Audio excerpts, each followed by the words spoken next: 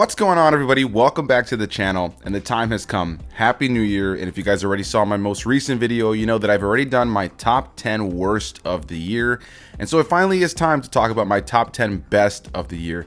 Something I said at the very end of my worst list that I feel like I should have said at the beginning, and I'm going to say at the beginning of this one, is just the fact that I want people to remember that this is just my list based on my personal taste. There's things that qualify certain films to be a part of my personal list. Of course, as a fan of film, as a cinephile, of course, I'm taking filmmaking into play. I'm taking performances, I'm taking narrative, I'm taking, musical score. I'm taking all of those elements into consideration when it comes down to building my top 10 list. But there's also some other factors in here, just like personal taste, what's funny to me, what's entertaining to me. There's some nostalgia picks in here as well that were part of franchises that I already have established love for, that the film was able to kind of tap into. And we'll get into those. I'll be very clear about which ones are more of nostalgia picks or entertaining, mindless picks versus the picks that are a little bit more because I think that they are the better made films of the year. With that said, though, I think 2024 was a year of a lot of fantastic films of all kinds of genres for all kinds of moviegoers. And there's so many movies that just didn't make this list, not because I didn't like them, but just because there was a couple of movies that I thought were a little bit more rewatchable than them, or some films that I just truly enjoyed just ever so slightly more than them. But there were so many good movies this year, and so many other movies this year that didn't make my worst or my best list that were just, enjoyable films that came out in the year. And so I definitely want to celebrate all the movies that came out this year that I got to check out. But yes, without further ado, let's get into my top 10 list. Again, this is my own personal subjective list. I can't wait to hear what your top 10 list is and how it differs. What do you agree with me on? What do you disagree with me on? Whatever the case may be.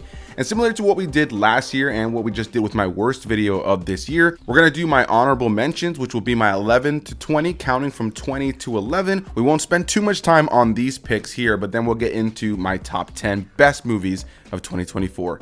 So let's get into it, starting with a nostalgic pick right out of the gate. This is one that a lot of people I don't think necessarily are going to have on their list. There's been a lot of divisive opinions on it, but I really enjoyed the film. And that is at number 20, Mufasa: The Lion King. While I do think that this film has some, not so great songs from time to time and a bit of a generic story, I thought the animation was beautiful. And as a ginormous fan of The Lion King, I loved hearing that score that really connected it to that original film. And ultimately, I just really enjoyed the film. Is it maybe one of the best movies that's come out this year? No, but I really enjoyed it. At number 19, I have Godzilla Kong: The New Empire, which is another pick here for me that is something that's reminiscent of my childhood. As a kid, I used to love watching the Godzilla and King Kong films that were just ridiculous and over the top and was filled with a bunch of people in rubber suits beating each other up alongside these, miniature cities and stuff like that to just make for fun action movies that weren't ever really grounded and serious, but just a good time. And even though Godzilla Kong: The New Empire doesn't have the greatest story, I thought the action and the fun of it was just exactly that, fun. At number 18, we have a movie called Abigail, which if you guys have been following this channel, I'm a ginormous fan of Dracula and Dracula adjacent stories. So when I saw there was a new vampire film about a group of mercenaries that go and capture a young ballerina that turns out to be a vampire, and her dad is a specific special individual, this movie was just a great, good, bloody time. I had a good time with it going back to revisit it, and I just found it to be one of those standouts of the year that was just really unique. And then the last sillier pick here on the list at number 17 is Hundreds of Beavers, which is a film I actually just recently saw in the last couple of weeks. And essentially the best way I could describe it is it's live action Looney Tunes.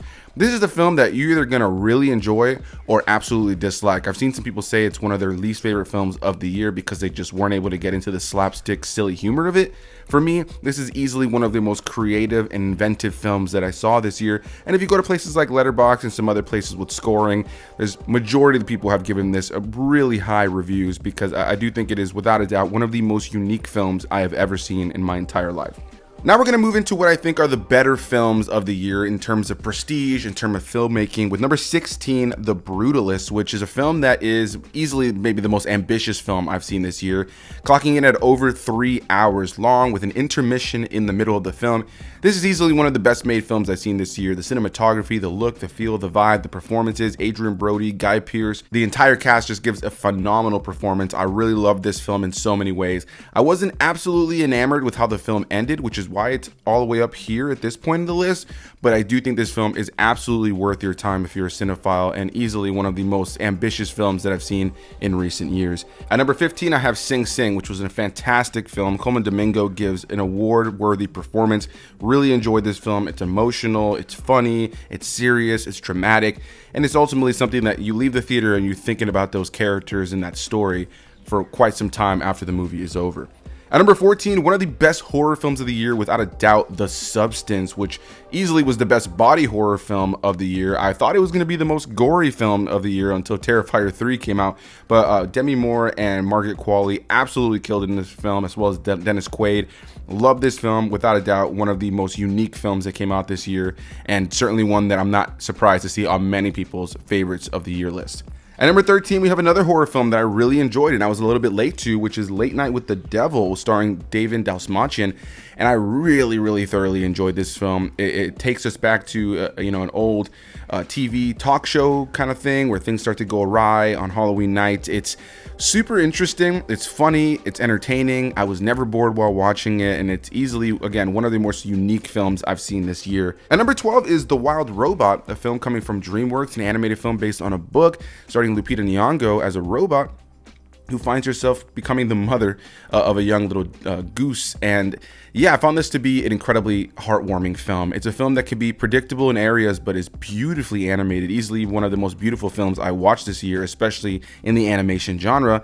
And it has a lot to say about quote unquote programming, and the fact that, when it comes down to things like raising a child, it's not really something that's a one for one for everybody. It's something that you kind of have to figure out as you go along. And I really loved seeing Lupita Nyong'o's performance and journey as the character in this film. At number 11 is Transformers 1, which is not something I expected to say. I've enjoyed a lot of the Transformers films. I've been a Transformers fan since I was a kid, but to be honest, a lot of the live action movies didn't really do the franchise all that much justice. So when I heard there was this new animated film coming out that was going to reboot things, when I first saw the trailer, I wasn't blown away, but after seeing the movie, I thought it was an absolutely beautiful installment into the franchise of Transformers that really honors the legacy of the things that came long before the live action movies. And those are my honorable mentions. A lot of fun movies. There's so many movies that could have been in that list. There's a lot of films I really enjoyed in the year, but I just had to be true to myself and go based on my personal taste. And again, I'm sure some of you will disagree with some of those picks, but that's just the nature of this kind of thing. So let's not waste any more of your guys' time. Let's get into my top 10 best of the year, and we'll get a little bit more in depth on these movies. At number 10, I have Nosferatu, of course, done by Robert Eggers. It's a recent film that came out. I had it ever so slightly higher on this list when I initially started to rank my list, but as time went on, I thought to myself, the only thing that holds this film back for me a little bit is maybe not as rewatchable as some of the other films I'm going to talk about in just a moment, but I think that Robert Eggers brings his style to the film, the look, the feel, the vibe, the performances across the board. Lily Rose Depp is phenomenal in this film, Nicholas Hoult, Willem Dafoe. You can't even see Bill Skarsgård as the titular character Nosferatu, as Count Orlok. You can't even see him as that character in there. I think that's one of the most beautiful performances he's given in terms of just completely being lost in the performance. And of course, the prosthetic makeup and all that kind of stuff is, bringing that to life as well. But I thought that this was easily one of the best gothic-inspired vampire films that we've had in years. I love the overall look, the feel, the vibe. It's crafted so well and easily is deserving of one of the best movies of the year. At number 9, we have Alien Romulus, which is a film that I was really excited for. If you guys were following along with the channel this last year, you'll know that I'd covered every single Alien and Predator film leading up to the release of Alien Romulus, and it was a blast to go back and revisit the franchise. It had been quite some time since I had seen certain installments, and so being able to binge them all and then jump into Alien Romulus just felt like a love letter to the franchise, and in particular, my two favorite films in the franchise, Alien and Aliens. And so the fact that they were able to kind of blend the tones and the action kind of elements of the first and second Alien films, I thought was really great. I thought that the entire cast of the film was great. The scenery, the locations used, the cinematography, the musical score that calls back to previous musical scores from films in the franchise, not only Alien and Aliens, but also like the Prometheus films,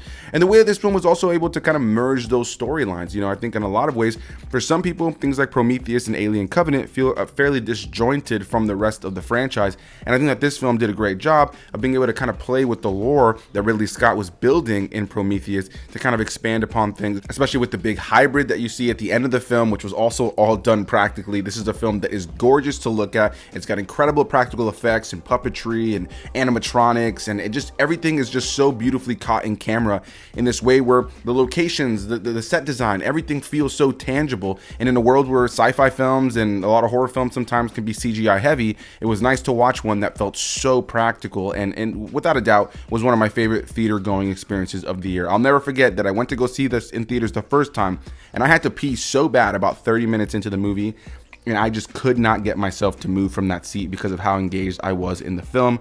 I had to pee so bad when it was over, but the film absolutely made me forget at times that I had to pee as bad as I did. And so I think that's a testament to how good this movie is. At number 8, we have Kingdom of the Planet of the Apes. And I'll be honest, there's one element of this film that I do think is a little bit lacking, and that is the Freya Allan element of this film. But outside of that, I've been a huge fan of the Planet of the Apes franchise since I was a kid.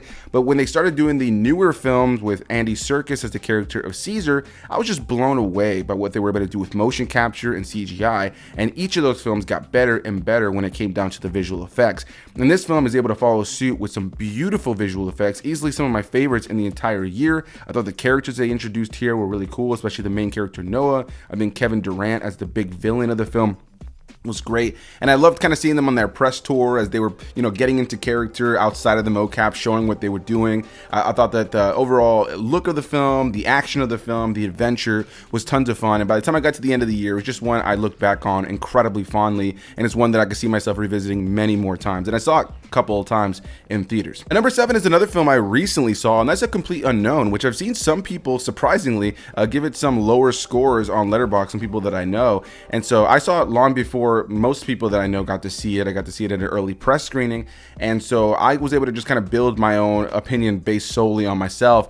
And I love this film. I thought it to be a really great time. I thought the performances were pretty phenomenal throughout. I thought that Timothée Chalamet gave a career-defining performance, which is great to say in a year where he also did Dune Part 2. I think that the overall look and feel of this film was great. I thought it's a period piece. It did all the things you want to see a period piece do. The costume design, the set design, the locations used. And I'm not even a big fan of Bob Dylan, outside of a couple of songs and kind of just knowing who he is in the world of music. But to be able to see a story that kind of showcases how he kind of shook things up in the folk genre, and you got these other great performers in here like Edward Norton and so many others. I think James Mangold did an incredible job with directing this film and telling you what you need to know about this individual, and kind of telling a story that isn't trying to vilify Bob Dylan but also isn't trying to deify him either. It's a film that's far more about kind of just giving you the facts about who he was and allowing you as an audience member to decide whether or not you find him to be likable or not, or worth the success or not.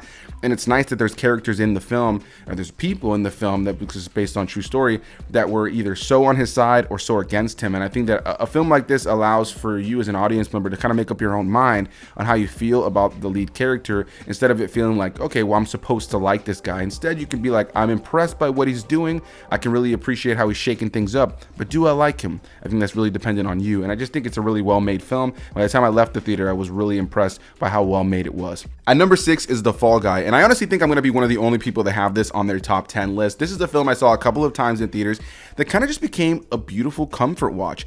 I really enjoy this film. I think that Ryan Gosling and Emily Blunt have phenomenal chemistry in this film, and I love a film that's about filmmaking, in particular stunt people. That they're not really something that you get to hear too much about unless you watch behind the scenes stuff, which I always loved as a kid and I still love today. I love watching behind the scenes footage of movies and how films are made, and especially when it comes down to stunt work and action. And so I think that a film that's about stunt people while also having this, very predictable but fun romance in the center, some great musical cues, and it's based on an old TV show from the 80s. I think for the most part, this is a movie that's just entertaining, good fun. This is a comfort movie 100%. I saw it in theaters twice, and it's one of those movies that, as I was watching it both times, I was just fully entertained. I love watching a movie that doesn't necessarily always make me have to think about things, that it just allows me to go along for a journey that will make me smile, that will make me laugh, that will make me feel emotionally connected to the characters, and with some nice needle drops that get me into certain sequences simply because of the music.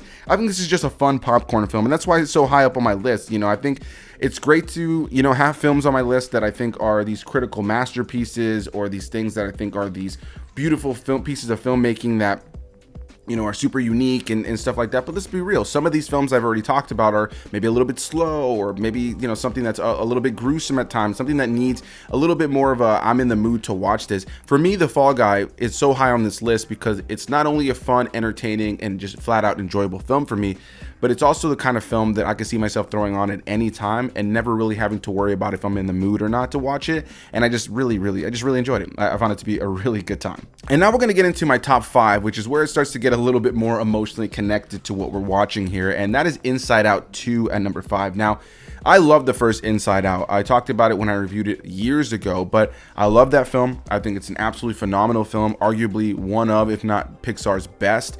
I think the animation of that film is beautiful. I think the way it's able to tap into emotions and showcase that in a way that's digestible for kids, but also something that's deeper for adults is just really clever. And so when I heard a new film was coming out, I was incredibly excited. And the main character, of course, is aging up. So now she's dealing with new emotions, with the most notable one being anxiety. And so I'm going to take us back just ever so slightly, because many of you may not know, but at the middle point of this year, around June, middle part of June, I ended up taking kind of an unplanned few-week break from YouTube.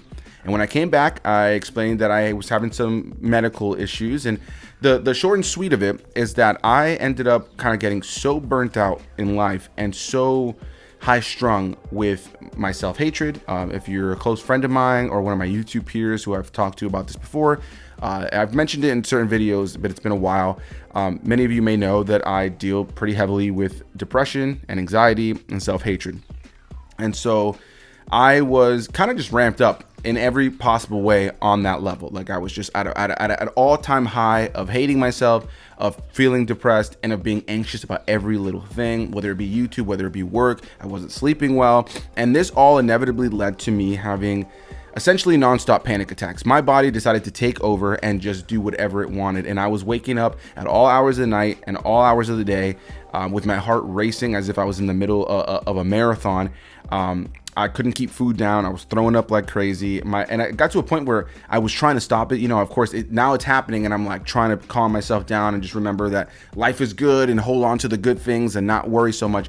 But the reality is my body did its own thing. I was going to the doctor and everything, and they didn't fully know how to explain it. But the best way they could really describe it was that my anxiety essentially imploded, and now my body was just going off of these panic responses without me really even being nervous. So if I did anything that kind of increased my anxiety or made me a little bit nervous, or even was something like maybe getting caught in some gnarly traffic, it was causing my heart rate to skyrocket and for me to feel wildly uncomfortable, sweaty palms, sweating. And it got to the point where I eventually couldn't even go to work. I couldn't sleep. I was not getting any sleep. I was going to pass out if I did anything because of how little sleep I was getting and how fast my heart rate was going all the time. And I ended up having to take a medical LOA from work for a little bit over a month, almost 2 months, and kind of really work on my mental state. And so I say all this because Inside Out came out right at that time, and I remember seeing it for the first time in theaters, and I just cried in the theater by myself. My family happened to not come with me that time, anybody that I go to the theater with, and I just sat there at the theater crying by myself, especially at the very end, as anxiety really takes over our main character. And it's just something that I was able to relate to on a deeper level this year. I think this is a fun and cute film that's beautifully animated, and again, similar to the first film, makes things digestible for a younger audience, but also is something that allows for older individuals going into this movie to really connect to what's happening and understand it on a deeper and rich level. And it comes off so clever. And so for me, going through such a struggling time with my anxiety, where it essentially just took over my body and I didn't have command of being able to calm myself anymore for at least a good few, maybe 3 or 4 weeks this went on for, before I was able to kind of calm myself down. Eventually I still had to kind of work on it. There's some mental practices I still kind of have to, some exercises I still kind of have to do whenever I start to feel myself getting riled up. But I'll never let myself get to that point again. But Inside Out 2 came out at just a perfect time. It was something I was able to relate to on a different level. It made me emotional, and it really felt like it spoke to me and how much I allowed anxiety to control everything that I was. And so that's why Inside Out 2 is so high up on this list. At number 4 is a film that I actually had at number 1 for quite some time, and that is Deadpool and Wolverine, which, if you guys have been following this channel, you know I absolutely love Marvel and comic book related stuff. And for me, I think like most people, I was hyped for Deadpool and Wolverine. Now, the reason it got bumped down a few pegs simply is because I think the narrative is pretty simplistic. It is pretty straightforward. The villain is fairly generic. So there's elements about it that, as somebody who critiques film online, I'm fully open and cognizant to the fact that it's not a perfect film. But for me, it's just a good, fun, knows what it is, entertaining for the fans, fan servicey film. That's exactly what Ryan Reynolds and Hugh Jackman and Sean Levy, that's exactly what they intended for this movie to be. They wanted a film that was made for the fans, not something that was meant to push forward an overall narrative in the MCU, just something that was a crowd-pleasing film. And on that level, I think it did exactly that. I actually got to see this film while I was on my honeymoon. I would believe we were in Ireland that day. I had to talk my wife into it. I go, please let me watch this on the first day it comes out in Ireland. So we did spend like the first 2.5 hours of our time there watching a movie. But yeah, I love this film. I think it's action-packed. It's visually really cool. It was amazing to see Hugh Jackman return as the character Wolverine, which I think most of us did not expect to see. Having him come back in his classic outfit from the comics was absolutely fantastic as well. And there's just so many great cameos and little Easter eggs in this film. And if you guys know me, and if you know my personal taste and how I grew up with movies long before I was critiquing film, you know that I loved watching comic book movies as a kid, and as a kid I used to love watching all the terrible comic book movies that came out. And this film has cameos and references to those comic book movies, so it kind of felt like a full circle moment for somebody like me. Then the credits, kind of play out as like a goodbye to the 20th Century Fox era of what they did with Marvel movies. And so, I just felt like a love letter to the movies I grew up with as a kid, good or bad. And despite the fact that it may have a simplistic narrative and a generic villain, I just found it to be a good, entertaining, fun time that knows what it is. It's funny to watch, and it's action-packed and just an enjoyable time. One of those movies I can see myself revisiting many times in the future. At number 3 is a more recent film of the last few months, and that is Wicked, which does not surprise me to be so high up on this list. I was so impressed with this film, I think like most people. I have seen Wicked on stage before. It's been well over 10 years at this point since then. I won't call myself a Wicked super fan by any means, but I used to, listen to the music, especially when my class was doing a bit of a stage performance around Wicked. So I was part of that back in the day in high school. And so I heard many of these songs over and over and over again. So to go see this movie was very nostalgic for me on that level. It took me back to my high school days and when I saw it on stage. And I just think they nailed it. John M. Chu, I think, did an incredible job directing this film. I think one criticism people may have is the fact that it is part 1. So they were able to expand upon the story in certain areas. The length of this movie in general is the length of the entirety of the stage play, so hopefully part 2 is able to nail it. But I think for the most part, outside of a couple of side characters that I don't think are really given too much to do, the overarching narrative around Cynthia Erivo as Elphaba and Ariana Grande as Glinda, their relationship, their kind of camaraderie, but the time they don't like each other, the musical score, the musical numbers, the vocal performances, the cinematography, the look, the feel, the vibe, the costume design. This is a phenomenally well-made film that honors the legacy of not only The Wizard of Oz, but the Wicked stage play. And I think that a lot of people are really thoroughly going to enjoy this film for many, many years to come. And this may become the definitive version of Wicked for many people. Moving on now to number 2, we have Dune Part 2. And now this is a film that was at my number 1 spot for majority of the year, literally until last week. I struggled really hard with deciding what my number 1 pick was going to be. And I think I might be one of the only people to have my number 1 pick. And there's a specific reason why. We'll get into that in just a second. But Dune Part 2 was awesome, man. This movie was beautiful. I saw it earlier in the year like most people, and it just stuck with me as the year went on. Despite all the great films that I saw that I thought were incredibly well made, Dune Part 2 for me had everything that I wanted. If you guys know me, I love Star Wars, so Dune is an inspiration to Star Wars, and you can see why. The locations used, the big over-the-top lore, the sci-fi fantasy element. This franchise for me was something I wasn't super well versed in. I'd seen the original film back in the day in the 80s, but I, really never read the books or knew much more about it other than the aesthetic of the franchise. And so when the first Dune film came out, done by Denis Villeneuve, I was impressed. I thought it was incredibly well made. I thought there was some epic action. I thought the performances were incredible. I thought the cinematography was incredible. But I think there was a percentage of the audience, including myself, that walked out of that film thinking, okay, this feels a little bit like setup. It feels majority like setup for what's to come. And it wasn't really until the second film that I really fell in love with what Denis Villeneuve was doing. I was really impressed with the first film, but this second film for me nailed it. I saw it twice in theaters, both in IMAX and then in Dolby, and I was blown away both times. I thought the film was absolutely stunning on a cinematography level, the costume design, the set design, and all of that kind of stuff was I already loved from the first one, but I thought the story was far richer here. I thought it was able to play off of the story of the first one so much better and kind of conclude certain storylines while also building up its own narrative that it was able to kind of bring to a conclusion at the end while also setting up for what's to come in the future. I think Timothée Chalamet gives an incredible performance in this film. It made me fall in love with him as an actor even more. This was a very strong year for him as an actor, and the rest of the cast is great. Javier Bardem is able to play this character that's so serious but also hilarious, you know, so many times throughout the course of the film. Zendaya is fantastic in this film as well. The rest of the cast is just mind-boggling, and I look forward to seeing what they do with the third film. I think this is everything that you want in a film when it comes down to scale, spectacle, story building, world building, character building, all those different things. I think that Dune Part 2 absolutely nailed it and is easily one of the best films I saw this year, and maybe arguably the best made film I saw this year. But there is one other film that really sang to my soul and made me pick it as my number one, and that is number one, Better Man, which is a biopic about a UK pop star known as Robbie Williams. Now, to be completely honest right out of the gate, I'm not really familiar with Robbie Williams outside of this movie now. I knew that he was in a boy band called Take That back in the day. I've seen him on a couple of UK talk show clips on YouTube from time to time, but he wasn't really somebody I knew an abundance of. It wasn't until I watched this movie that I realized, oh, I know a couple of these songs as the movie was playing out. The movie is interesting because they choose to depict Robbie Williams as an ape in the film. Now, nobody else sees him that way, just us, the audience. And I think it does something really interesting because it gives this film its own identity, and it might be distracting to some and may have some people snicker at the film before it even comes out and make fun of it. And I've seen it already in the comments of certain things. But as I last checked, I think it had like a 91 on Rotten Tomato with critics and a 99% or something like that with audiences on Rotten Tomato. And this just for me was a phenomenal film that I have thought about every single time since I've seen it. Every day I've pretty much thought about this movie since I saw it. I saw it back in November. Now, this is something that is interesting to say, that is this film doesn't actually have a wide release here in the States until a couple weeks from now in January.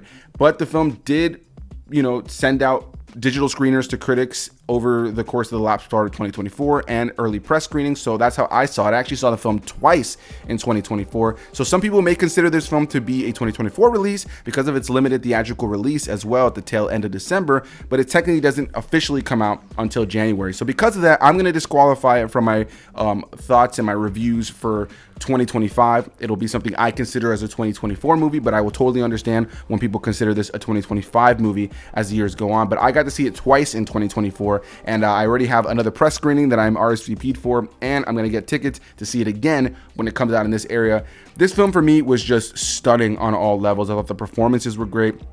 I thought the cinematography was great. I thought that the overall narrative, it was rich, it was raw, it was real, it was funny, it was heartbreaking, and it tells the story of a man who wants to become rich and famous and become this big pop star, but ultimately allows his demons to take over him. And going back to what I said earlier when we were talking about Inside Out 2, about, you know, my struggles with self-hatred and different things like that, this film really was able to tap into that because I'm following this character who, you know, wants to be loved and be viewed as like this icon, but he's allowing these demons to eat away at him, and he allows you know, substance abuse to take control of him. And this is a film about self-forgiveness. This is a story about becoming a better man. You know, this isn't just a biopic about somebody becoming famous and living their dreams. There is that element of the film, but it's a film really about struggling with the inner demons, and even the fact that somebody can be so successful and you look at them and you go, oh man, they have everything that they want, but ultimately they're destroyed and torn up on the inside. And the fact that Robbie Williams was a part of making this film, narrating parts and doing a lot of the vocal performances in the film as well, I appreciate him for allowing his story to be told in such a raw and unfiltered way. This isn't a film that's trying to be a paint by the numbers, here's all the good stuff about my life. He's showcasing more of the bad and how he became a better man through it all. And I think it's just a rich story that humans can connect to, whether you're a fan of Robbie Williams or not. And since then, I've been listening to his music. I've been listening to the soundtrack of this movie over and over again. Without a doubt, I think Better Man is my favorite movie of 2024. And it's a film I look forward to more and more people checking out. I hope it does well in theaters. You know, I've seen some opinions from certain people who saw it that thought the ape element was distracting, but for me, it worked. It gave this film its own identity. It reinvented what biopics can be. And it easily is, again, my favorite film I saw in 2024. So a big thanks to you guys for watching my long video here. I just rambled for a long time here. So if you got to the end, I appreciate you very much. But a big thanks to all of you guys. And again, this is just my personal list. So I look forward to hearing all of yours down below. Leave some comments. Where do you agree with me? Where do you disagree with me? Which of these films have you seen? Which of these films have you not seen? Whatever the case may be, I'll see all of you beautiful people in the many videos to come in 2024. And at the end of 2025, we'll talk about my top 10 best and worst once again. But until then, I'll see you guys in the next one. Bye-bye.